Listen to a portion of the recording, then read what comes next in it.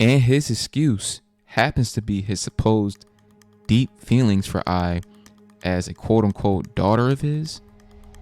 Is his closeness to Ai a genuine excuse to abandon his leadership role at Strawberry Productions? Or is he using Ruby's love for Ai as a crutch? Consider when Aqua retired from vengeance hunting due to recent events, finds out who gave Ruby the elaborate schemes she successfully deployed in the TV cosplay scandal arc.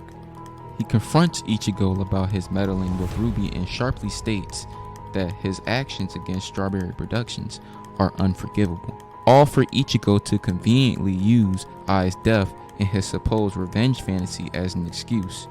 Aqua questions his extreme motive, which is reaffirmed when Ichigo skillfully aligns it with his. Ichigo states that Ai was like a daughter to him.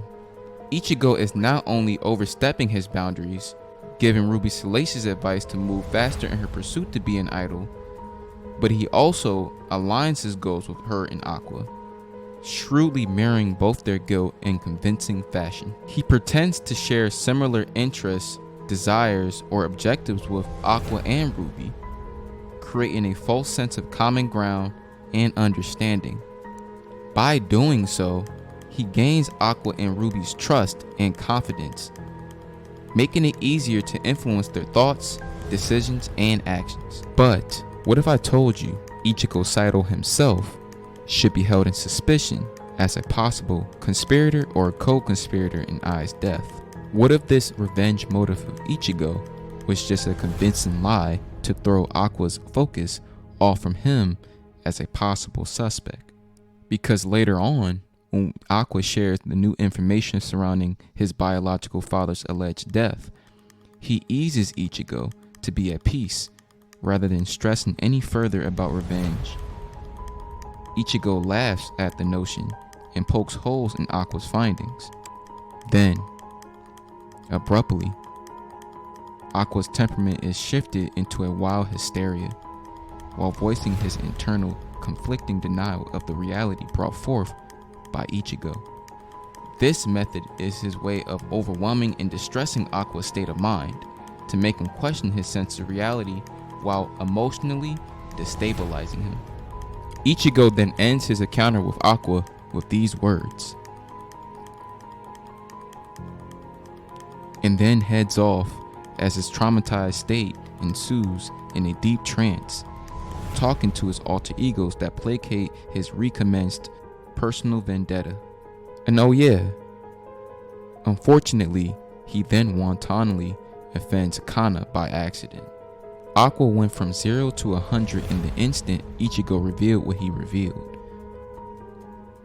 Now ask yourself, Aqua, a mere teenager in appearance with a life ahead of him, why on earth would Ichigo dare to mount the crushing pressure back onto Aqua without even a thought of the ramifications?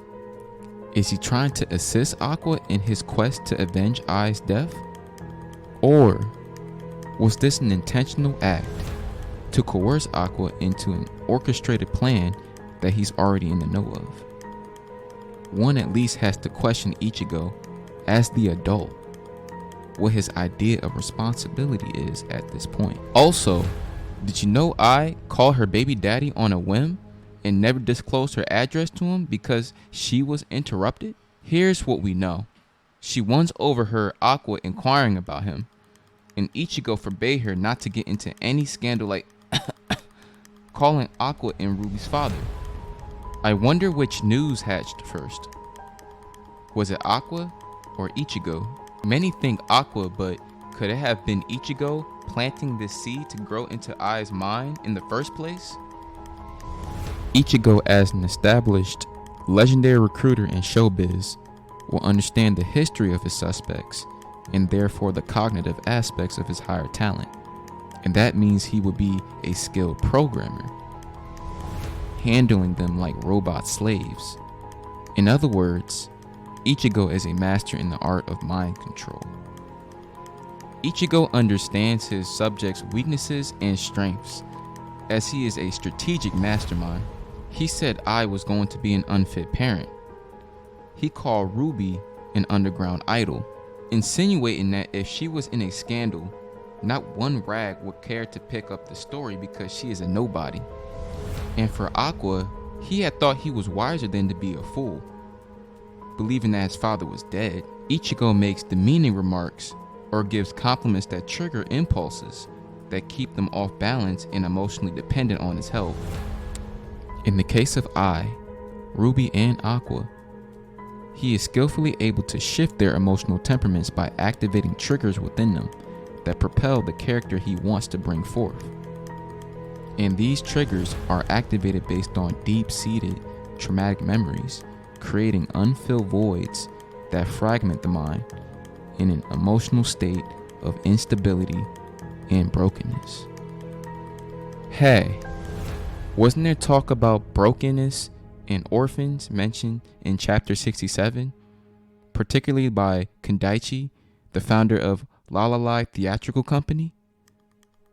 Well, that's a story for another day. Stay tuned. This theory raises thought-provoking questions about Ichigo's true motives.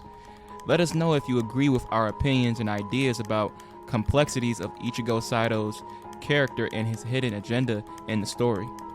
We have more insightful theories surrounding the meaty details of Oshinoko.